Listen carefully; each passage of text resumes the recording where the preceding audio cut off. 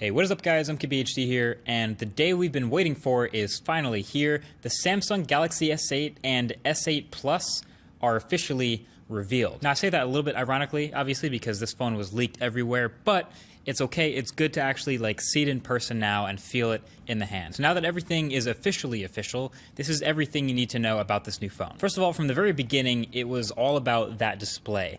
The design, the lack of bezels, just the jaw-dropping edge-to-edge nature of that front panel, that's where Samsung went all in with this phone. So the Galaxy S8 is rocking a 5.8-inch 2960 by 1440 OLED display, and the S8 Plus is rocking a 6.2-inch OLED with the same resolution. So that's extremely sharp, and that's an 18.5 by 9 aspect ratio for those counting, so it's a little bit taller even than the 2 by 1 aspect ratio from the LG G6. So these are huge displays and very tall resolutions, but of course the footprint of these phones, when you compare them to something with a more traditional larger bezel, it's awesome. It fits in the footprint of a phone with a way smaller screen.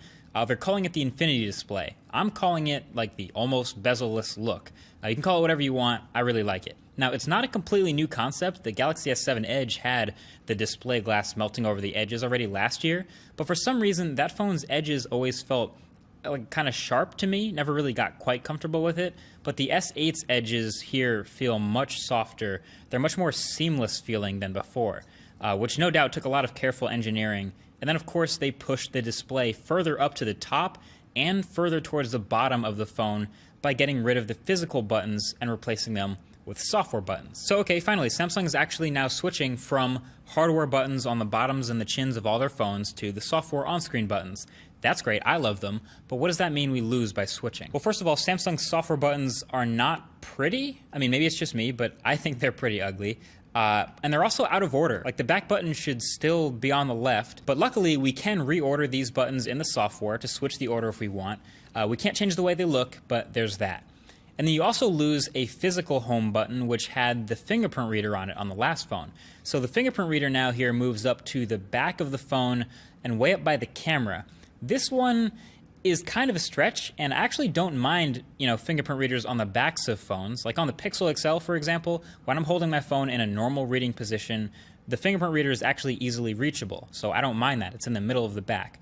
But these stretched out Samsung phones are a little bit taller, so even with my big hands, holding the S8 in a normal position puts the fingerprint reader just a little bit out of reach, so I have to stretch a bit to find it. And then with the S8 Plus, again, when it's way up at the top of the phone like this, if I just hold it normally and I turn the phone over, it's like completely out of place. And if I try to find it blind, there's not really a big indentation to know exactly where it is. So that's definitely something that's going to take some getting used to. Many people, I think, will need to use two hands with this. In fact, in the official Samsung commercial, the dude does it with two hands. So that fingerprint reader placement is a little odd, but I think everything else about this hardware, Samsung pretty much hit it out the park. This finally feels like a 2017 or even 2020 futuristic smartphone design in the seamless, beautiful type of way that we dream of, but without sacrificing really any functionality or features. It's still thin and pretty lightweight phone. It still has USB Type-C at the bottom with fast charging. It still has a headphone jack. It's still fully IP68 water resistant. Still has wireless charging. Still has a micro SD card slot for expandable storage. And with all that sandwiched between the sheets of metal and glass, the Galaxy S8 will also have pretty much some of the best specs you can find in any Android phone. So Snapdragon 835, 4 gigs of RAM, first phone in the world with Bluetooth 5.0, and it brings the iris scanner also back from the dead from that Galaxy Note 7. My only question mark here is the battery. The only difference between the S8 and the S8 Plus is not any features, it's just the physical size. So the displays are different and the battery sizes are different. It's 3,000 milliamp hours on the Galaxy S8 and 3,500 milliamp hours on the S8 Plus. And a 3,000 milliamp hour battery can seem decent, maybe a little bit small, but the number one draw of battery on a phone is the display. And it's so easy to forget while holding that this is a 5.8-inch display. It's huge. So a 3,000 milliamp hour battery on a 5.8-inch display, not really too sure if that's going to hold up. And then same thing with the bigger one. The S8 Plus is a 3500 milliamp hour battery, which seems pretty decent sized, but it's a 6.2 inch display. Not a lot of 6.2 inch display phones out there, and it's also a super high res, super bright display. I mean, that's going to be a big draw. That's definitely something we're going to be testing for the full review. Now, the cameras on the back of this phone, as far as I can tell, are the same as the Galaxy S7 from last year. So 12 megapixel camera, f1.7 aperture, optical image stabilization, the whole deal. It's high end, and that's not a bad thing at all. That was a really good camera, but obviously that's not exactly pushing the limits here. It's just a pretty safe bet that will do you just fine. And then, of course, there's the software. A lot of people have mixed feelings about this stuff, including me. Obviously, I like stock Android, and this is not that. This is Samsung's UX on top of Android 7.0 with all their slightly redesigned, colorful icons and launcher and everything here.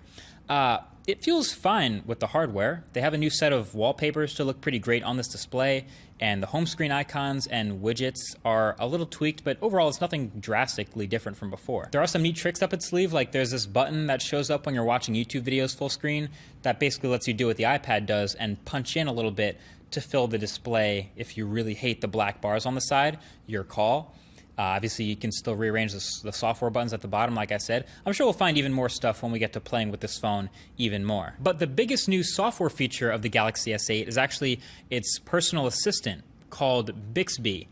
And to me, it's a little bit confusing just the way it exists on the phone, at least to users, I think. So Bixby does all the same things that Google Assistant does, but by Samsung instead of by Google. So it'll show you a bunch of cards in an order that's relevant to you, so it tries to show you information that it thinks is important before you need it. It's really similar to Google Now and what Google does with the cards. You can access it by swiping over from your home screen, just like Google, and Bixby even has its own freaking button on the side of the phone. Look, power button on one side, then volume rocker and Bixby button on the other side. That's a big commitment. Now, to be fair, there were a bunch of other like image recognition and context recognition things that they claimed Bixby could do, but they couldn't show us any of these things. That's going to be launching with the phone. But the funny thing is, this is still an Android phone. It's still Android 7.0, which means it still also has Google Assistant on the phone. If you long press the home button, sure enough, you get Google Assistant popping right up. So it's weird. I got this S-Voice rebooted type of vibe with those two things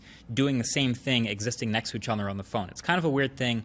Obviously, we all know how S-Voice went down, and I really hope that this isn't as bad as S-Voice. We'll give it the benefit of the doubt. We'll see when it launches. But until then, that's just kind of a cross your fingers and hope type of thing. So overall, as a package, the Galaxy S8 is pretty impressive. Promising, I might even say. To me, it looks like Samsung really picked their battles with this one. There's certain areas where they clearly really wanted to go all out and push the boundaries. The design, the display. And it shows, and that's on the outside of the phone. But other areas where they're definitely not pushing forward too hard are also pretty obvious.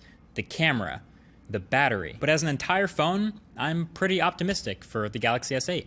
So there you have it. That's everything that you need to know with this new flagship. It's coming out on April 21st. That's when you can be able to get it. Feel free to share this video with anyone who you think might be interested in this bomb new flagship. Well, actually, probably, hopefully not bomb. It might be the bomb, but like not the bomb in that way. You know what I mean? I think you know what I mean. Thanks for watching. Expect a full review of this phone, obviously. Talk to you guys in the next one. Peace.